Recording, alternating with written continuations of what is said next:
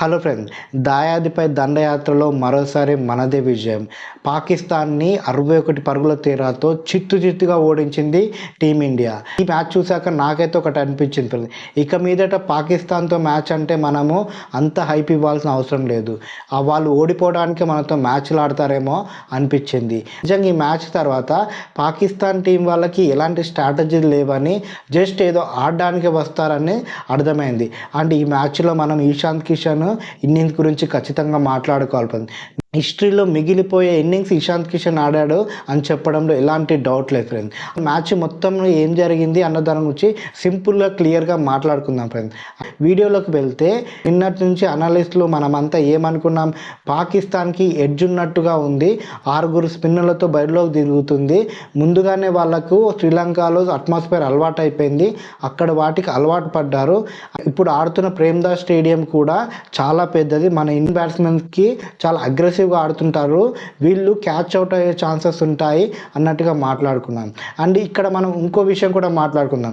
పాకిస్తాన్ స్పిన్నర్లు మన స్పిన్నర్లు ఈక్వల్గా ఉన్నారు, అండ్ బ్యాట్స్మెన్ దగ్గరనే మనకి ఎడ్జ్ ఉంది, మనం గెలిచే ఛాన్స్ ఎక్కువ వరకు ఉన్నది అన్నట్టుగా కూడా మాట్లాడుకున్నాం. అండ్ సేమ్ టు సేమ్ ఇదే జరిగింది ఈ మ్యాచ్లో ఫ్రెండ్స్. అండ్ ఇదే జరిగిందంటే పాకిస్తాన్ స్పిన్నర్లు ఏదో చాలా అద్భుతంగా వేశారని కాదు, మన బ్యాట్స్మెన్స్ సిచ్యువేషన్ తగ్గట్టు ఆడారు friends. Pakistan captain Salman first toss గెలిచాక భారత్ టీంకి బ్యాటింగ్ ఇచ్చారు ఫ్రెండ్స్. అక్కడ సూర్యకుమార్ యాదవ్ ఇంకేది మేము గెలిచినా కూడా బ్యాటింగే తీసుకుందాం అన్నట్టుగా మాట్లాడారు. అండ్ అదే కాక ఈ పిచ్లో ఫస్ట్ బ్యాటింగ్ చేసిన టీమే గెలుస్తుంది, అదొక స్టాటిస్టిక్స్ కూడా ఉన్నాయి.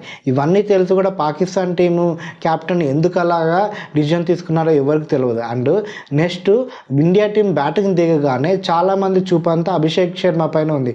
మనం కూడా మాట్లాడుకున్న అభిషేక్ శర్మకి ఇట్లా ఆడితే వీళ్ళ పని అయిపోతుందని, కానీ అభిషేక్ శర్మ ఫస్ట్గానే అవుట్ అయిపోయాడు. అండ్ ఆ తర్వాత ఇషాంత్ కిషన్ ఒక విధ్వంసకర ఒక తుఫాన్ లాంటి ఇన్నింగ్స్ ఆడాడు. అండ్ ఆ తర్వాత వచ్చిన బ్యాట్స్మెన్ ఇన్నింగ్స్ మెల్లమెల్లగా బిల్డ్ చేస్తూ వెళ్ళారు. సూర్యకుమార్ యాదవ్, తిలక్ వర్మ, హార్దిక్ పైన వెంటనే అవుట్ అయిపోయాడు. ఆ తర్వాత వచ్చిన శివం దూబే, రింకు సింగ్, వీళ్ళంతా క్లియర్గా ఒక ప్లాన్ ప్రకారము ఎక్కడ షాట్స్ ఆడాలి, ఎక్కడ సింగిల్స్ తీసుకోవాలి, ఎక్కడ డబుల్స్ తీసుకోవాలన్నట్టుగా అద్భుతంగా ఆడారు ఫ్రెండ్స్. ఇక్కడ సూర్యకుమార్ యాదవ్ గురించి కూడా మాట్లాడుకోవాలి ఫ్రెండ్స్. అద్భుతమైన షాటింగ్ ఫ్రెండ్స్, ఎంతో ఒక వాల్లాగా నిలబడి ఇన్నింగ్స్ని మెల్లమెల్లగా బిల్డ్ చేసి మంచి స్కోర్ వరకు తీసుకెళ్లారు. లాస్ట్లో వచ్చిన రింకు సింగ్ అండ్ శివన్ దుబే మాత్రం అగ్రెసివ్గా ఆడి 175 పరుగుల స్కోరు పాకిస్తాన్ ముందు పెట్టారు. అండ్ మన ఇన్నింగ్స్లో మాట్లాడుకోవాలంటే ఇషాంత్ కిషన్ ఇన్నింగ్స్ని ఖచ్చితంగా మాట్లాడుకోవాలి ఫ్రెండ్స్. ఎందుకంటే మొత్తం టీం ఒక పిచ్ మీద ఆడుతుందా, ఇషాంత్ కిషన్ ఒక పిచ్ మీద ఆడుతున్నాడు అన్నట్టుగా ఉంది ఇషాంత్ కిషన్ యొక్క ఇన్నింగ్స్. నిజంగా చరిత్రలో నిలిచిపోయే ఇన్నింగ్స్. ఇలాంటి స్టేడియంలో ఇలాంటి పిచ్ పైన అంత అద్భుతమైన స్పిన్నర్లు ఉన్న పాకిస్తాన్ మీద ఇలా ఆడుతున్నాడు ఇషాంత్ కిషన్ అంటే నిజంగా ఇతని గట్స్కి, ఇతని కాన్ఫిడెంట్కి, ఇతని స్కిల్కి నిజంగా మనం అంతా మెచ్చుకోవాలి. అండ్ ఆ తర్వాత బ్యాటింగ్ దిగిన పాకిస్తాన్ ఎక్కడ నిలదొక్కుకోవాలి ఫ్రెండ్స్. మన బౌలర్స్ ఒక క్లారిటీతో వచ్చారు, ఎవరిని ఎక్కడ అవుట్ చేయాలి, ఎవరికి ఎక్కడ బౌలింగ్ చేయాలన్నది ప్లాన్ చేసుకున్నారు. హార్దిక్ పాండ్యా బ్యాటింగ్లో విఫలమైనా కూడా ఫస్ట్ ఓవర్లోనే వాళ్ళ యొక్క ఇన్ఫార్మ్ బ్యాట్స్మెన్ ఫర్హాన్ని అవుట్ చేశాడు. పవర్ ప్లేలో ఫస్ట్ ఓవర్ వేస్తూ ఒక వికెట్ తీసి మేడిన్ కూడా చేసేశారు. అంత అద్భుతంగా, అంత స్ట్రాటజికల్గా మన బౌలర్ స్టార్ట్ చేశారు. అండ్ సెకండ్ ఓవర్లో బుమ్రా 2 వికెట్లు తీసేశారు. అండ్ ఆ తర్వాత వచ్చిన ఏ బ్యాట్స్మెన్ కూడా ఆగలేదు. మిడిల్ ఆర్డర్ బ్యాటర్ ఉస్మాన్ మాత్రం కొంచెం ఆగి కొంచెం సేపు ఆడడానికి ప్రయత్నించాడు, కానీ అతడు కూడా అవుట్ అయిపోయారు.